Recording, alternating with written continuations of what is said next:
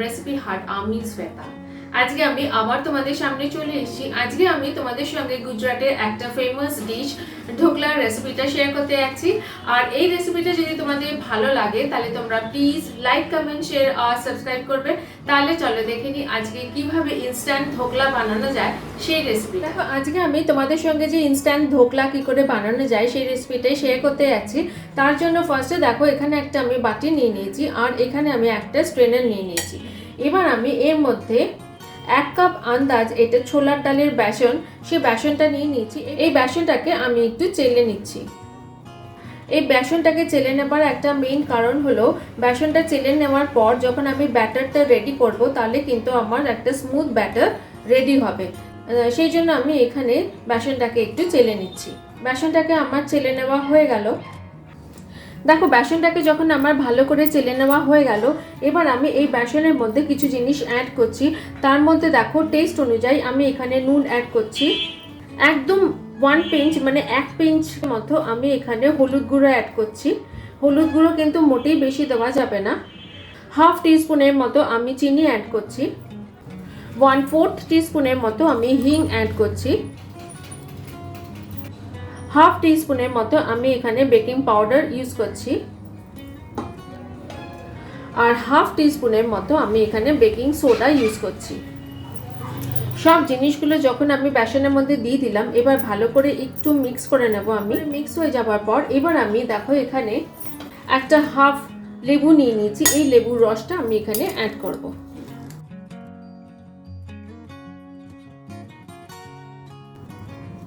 লেবুর রসটা দিয়ে দেওয়ার পর আবার আমি ভালো করে জিনিসগুলো একটু মিশিয়ে নিলাম।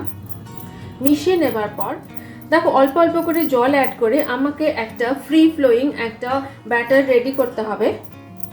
একবারে জল দিলে কিন্তু বেশি পাতলা হয়ে যাওয়ার চান্স থাকে, সেই জন্য আমি অল্প অল্প জল অ্যাড করে আমি এখানে ব্যাটারটা রেডি করছি। আর একটা জিনিস দেখতে হবে যাতে ব্যাটারে যেন কোনো রকম লাম্পস না ক্রিয়েট হয়। আবার আমি অল্প একটু স্লাইট একটু জল অ্যাড করছি এর মধ্যে, দিয়ে ভালো করে আমি আবার ফেটিয়ে নিচ্ছি পুরো ব্যাটারটাকে। অন্তত 5 মিনিট আমাকে একই ডিরেকশনে কিন্তু এই ব্যাটারটাকে ফেটাতে হবে। অনেকে কিন্তু এই ব্যাটারের মধ্যে ইনো ইউজ করে, আমি কিন্তু এখানে বেকিং পাউডার আর বেকিং সোডা ইউজ করেছি। 5 মিনিট ধরে লাগাতার এইভাবে কনস্ট্যান্টলি আমি এই ব্যাটারটাকে একই ডিরেকশনে ফেটাচ্ছিলাম। ফেটাতে ফেটাতে দেখো একটা ফ্লোয়িং কনসিস্টেন্সি ব্যাটার আমার রেডি হয়ে গেছে। এবার আমি এই ব্যাটারটাকে 5 মিনিটের জন্য রেস্টিং টাইম দিয়ে আমি কভার করে রাখছি। দেখো 5 মিনিট ব্যাটারটাকে আমি রেস্টিং টাইম দিয়ে কভার করে রেখে দিয়েছি। এই 5 মিনিট টাইমের মধ্যে দেখো এখানে আমি কড়াইয়ের মধ্যে 2 গ্লাসের মতো জল দিয়ে আমি গ্যাসটাকে হাই ফ্লেমে করে দিয়ে এইটা বসিয়ে দিচ্ছি কড়াইটাকে। আর কড়াইয়ের মধ্যে আমি এবার দেখো ব্যাটারটাকে 5 মিনিট রেস্টিং টাইম আমি দিয়ে দিয়েছি। এই 5 মিনিট টাইমের মধ্যে আমি এখানে দেখো এই কড়াইটার মধ্যে 2 গ্লাস জল দিয়ে আমি একটা স্ট্যান্ড বসিয়ে দিয়েছি গ্যাসের। দিয়ে আমি এই কড়াইটা কভার করে দিচ্ছি। কভার করে আমি এই কড়াইটাকে প্রিহিট করার জন্য গ্যাসটাকে হাই করে দিচ্ছি। কড়াইটাকে প্রিহিটে বসিয়ে দিয়েছি। ব্যাটারটাকে 5 মিনিট স্ট্যান্ডিং টাইমে রেখে দিয়েছি। আমি 5 মিনিট টাইমের মধ্যে আমি এবার এখানে একটা কেকের মোল্ড নিয়ে নিয়েছি। এবার আমি এই মোল্ডের নিচের পোর্শনের সাইজ অনুযায়ী আমি এখানে একটা বাটার পেপার কেটে নিয়েছি। কেটে নিয়ে বাটার পেপারটাকে আমি এখানে সেট করছি। সেট করে আমি এখানে একটু রিফাইন্ড অয়েল গ্রিস করে দিচ্ছি। রিফাইন্ড অয়েলটাকে কিন্তু খুব ভালো করে গ্রিস করতে হবে এই মোল্ডের গায়ে।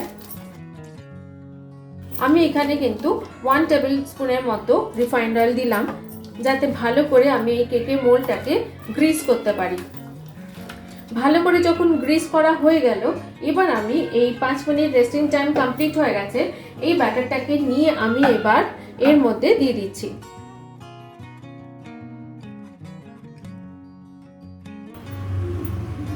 ব্যাটারটাকে দিয়ে আমি কিন্তু এই মোল্ডটাকে ট্যাপ করব না, জাস্ট আমি একটু উপরে সারফেসটা আমি একটু প্লেন করে দিচ্ছি। দেখো এখান থেকে স্টিম বেরোচ্ছে, আমার ভেতরে জলটা ফুটে গেছে।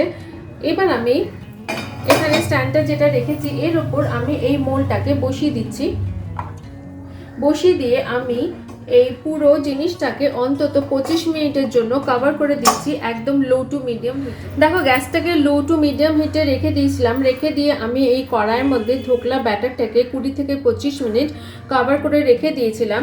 এবার 20 থেকে 25 মিনিট হয়ে যাওয়ার পর আমি আস্তে করে গ্যাসটাকে একদম লো করে দিচ্ছি। লো করে আমি কভারটা সরিয়ে দেখো এখানে আমি একটা স্টিক নিয়ে নিয়েছি। স্টিকটা দিয়ে আমি একটু টেস্ট করছি। স্টিকের মধ্যে কোনো রকম লিকুইড লেগে নেই। ব্যাটারটা আমার রেডি হয়ে গেছে একদম ধোকলার ফর্মে। এটাকে অফ করে দিয়ে আমি এই পুরো জিনিসটাকে একটু ঠান্ডা হওয়ার জন্য টাইম দিচ্ছি। দেখো ধোকলাটাকে আমি একটু ঠান্ডা হওয়ার জন্য টাইম দিয়েছি।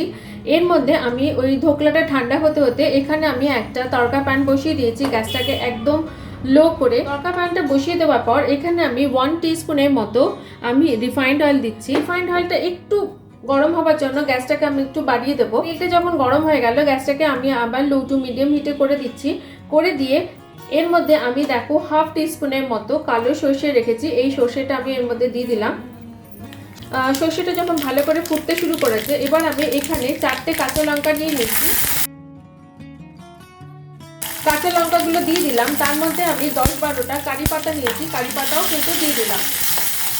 দিয়ে আমি একটু ভালো করে নাড়াবো। ভালো করে নাড়াতে নাড়াতে আমি টেস্ট অনুযায়ী একটু নুন দিয়ে দিচ্ছি। দিয়ে আমি এখানে 1 কাপের মতো জল এখানে আমি অ্যাড করছি।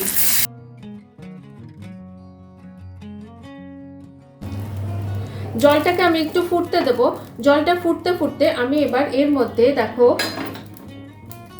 2 টেবিলস্পুনের মতো চিনি রেখেছি, চিনিটা আমি এর মধ্যে দিয়ে দিচ্ছি।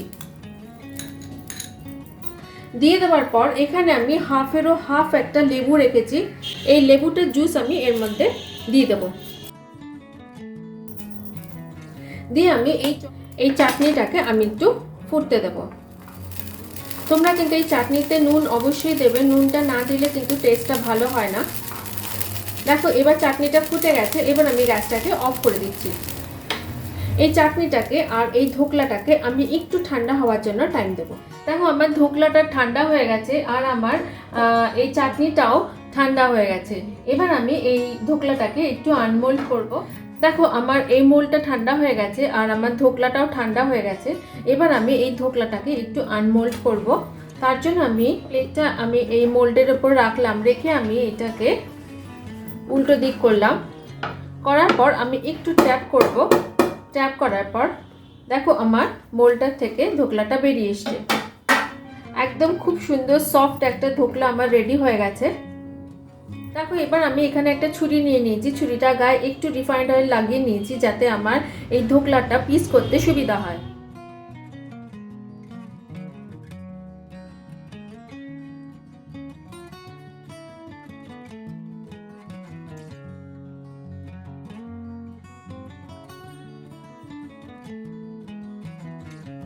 দেখো আমার পিস করা হয়ে গেল। এবার আমি একটা ফর্ক নিয়েছি, এই ফর্কটা দিয়ে এই ধোকলার গায়ে একটু হোল করে দেবো। আমি হোলটা করে দেওয়ার পর আমি যে চাটনিটা রেডি করেছিলাম এটাও ঠান্ডা হয়ে গেছে, এটা আমি এর উপর আস্তে করে দিয়ে দিচ্ছি। হোলটা করার কারণ হচ্ছে এই চাটনিটা পুরো এই ধোকলাটা অ্যাবজর্ব যাতে করতে পারে।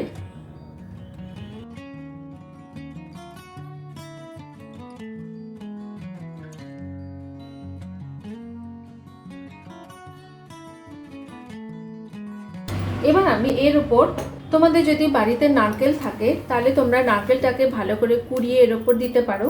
আর যদি নারকেল না থাকে তাহলে তোমরা এখানে দেখো আমি একটা কোকোনাট মিল্ক পাউডার নিয়ে নিয়েছি, এই মিল্ক পাউডারটা আমি এর উপর একটু ছড়িয়ে দেব। দেখো আমার ধোকলা রেডি। এবার আমি একটু সার্ভ করে তোমাদের দেখাচ্ছি।